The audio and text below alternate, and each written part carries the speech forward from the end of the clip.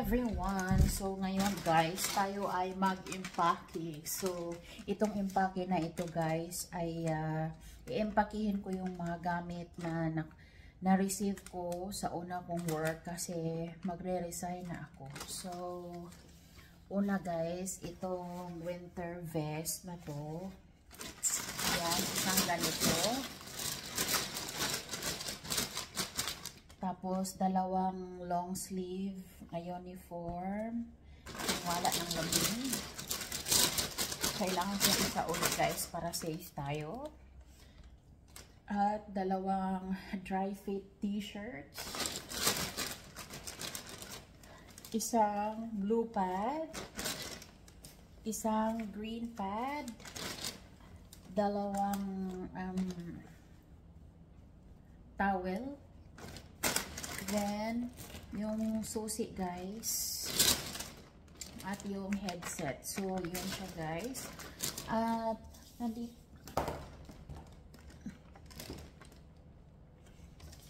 nandito yung ating mga listahan sa mga yun.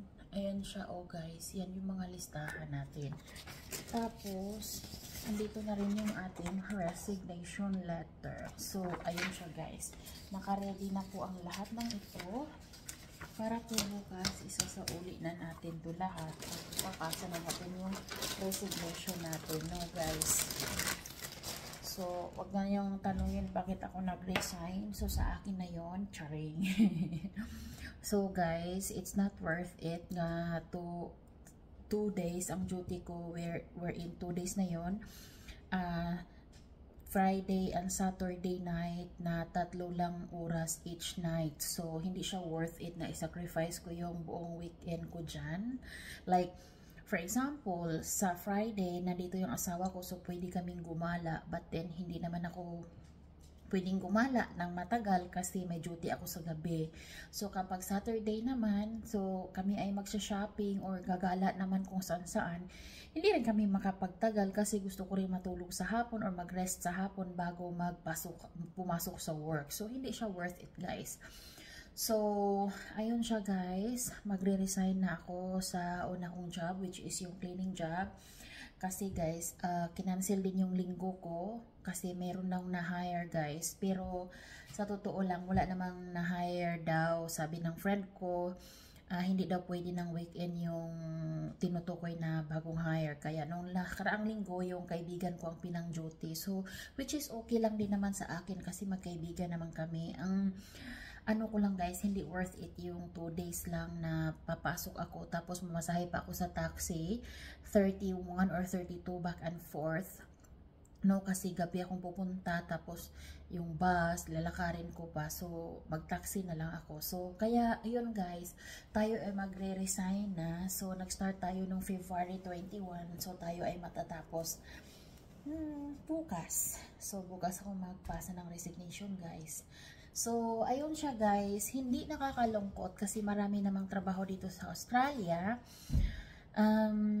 Yun, nagpapasalamat ako sa aking kaibigan kasi siya yung tumulong sa akin na magpasa ako ng resume doon, no?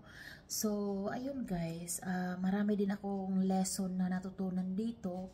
Una, wag masyadong, wag tayong masyadong kampante sa puno natin, yung supervisor natin. Tsaka, nung una guys, okay naman yung ugali niya. Actually, wala naman talagang problema. Pero, meron lang talaga akong na-observe na kung hindi kanya magagamit guys, iba yung feelings niya.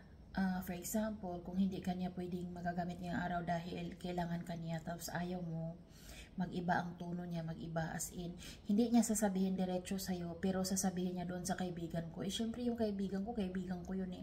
Nagsasabi din siya sa akin. At na-observe ko rin yun guys, na kapag ako ang kaharap niya, ibang tao yung sinisiraan niya. Pero ang sinasabi niyang ipapatanggal niya, hindi naman niya pinatanggal kasi takot din naman siya na wala siyang staff. So, ngayon guys, nakikita ko na Pilipino pa naman sana siya, pero ganyan ang ugali niya, kaya walang nagtagal. So, ayun guys, hindi ako malungkot kasi sa awa naman ng Diyos, kaya hindi na rin ako pwedeng pumasok doon dahil sabi ko sa kanya, sa dati kong supervisor sa cleaning na Monday to Thursday, hindi na ako pwedeng pumasok gawa ng may bago na akong trabaho guys. Which is itong trabaho na to guys, January ko pa itong in-applyan, no? Hinintay ko talaga siya kasi alam ko magugustuhan ko siya. And so far naman guys, ang ganda ng daloy for ngayon. I hope na magtuloy-tuloy na and very professional yung mga tao guys.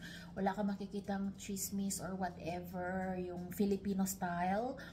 Kasi kung busy yung isa naman ay may pinagbibisihan. Kung wala siyang hinahawakang pasyente, siya naman yung naglilinis ng mga kung anong gamit namin guys sa clinic. So kapag ako naman ay wala ng pasyente guys, so ako din ang gagawa ng kung ano-ano sa paligid. Kaya doon ako natututo guys. So ngayon, second week ko pa lang doon sa bagong work at marami akong natututunan sa trabaho at the same time. Alam mo yung papasok ka ng work na masaya, tapos uuwi kang masaya. Ganun talaga ang nararamdaman guys. Although nakakapagod man minsan tayuan, pero mostly kapag iba ang ka-partner kong dentist guys, maano siya, nakaupo lang. Pero mas sanay akong nakatayo. So, siguro minsan pagod lang yung paa ko, pero mostly guys sa trabaho, hindi ako feeling na pagod, no? Dami ko natutunan bawat araw. So, kaya grateful pa rin tayo guys. Ay grateful pa rin ako kasi mahal na mahal ako ng Panginoon. So ayun guys, hindi na ako sa cleaning ngayon at ngayon ay sa dental na ako. Kaya yun guys, magre-resign na ako para worth it naman yung weekend ko guys. So halimbawa wala akong pasok ng Friday.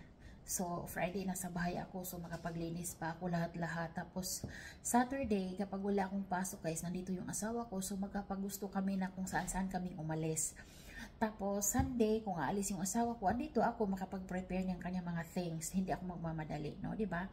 So, ayun siya guys. I'm still grateful and very happy sa lahat-lahat na nangyari sa buhay ko. So, kayo guys, kapag nakakita kayo ng trabaho, lalo-lalo na dito sa Australia, o kahit sang sulok man ng mundo guys, observe natin kasi yung talagang mismo supervisor natin or kahit sino na mumuno sa atin, yun pa yung parang gusto niya nga boost talaga siya, yung parang sabihin niya, hindi ka pala makagawa ng ganito, okay, ito gagawin ko sa'yo, pero hindi niya alam guys na ito namang staff niya ay mautak din to. So actually guys, sinabi ko rin naman sa kanya na this is not my bread and butter job, kundi itong trabaho na to ay parang stay away from home lang kay naboboring na ako. So, ayun, wala siyang magawa. I am resigning immediately guys. So, good luck. So, yun guys, nagpapasalamat naman ako dahil kumikita ang kabuhayan at nakapag-save din ako ng medyo kalakihan din within 5 months. February, March, April, May, June, July. Yeah, 5 months. Within 5 months, guys, lumaha din naman ako at nakapag-ipon. Kaya, hindi na bad yun, di ba? So, yun lang, guys. Maraming salamat sa lahat. Yung pakikinig at panonood.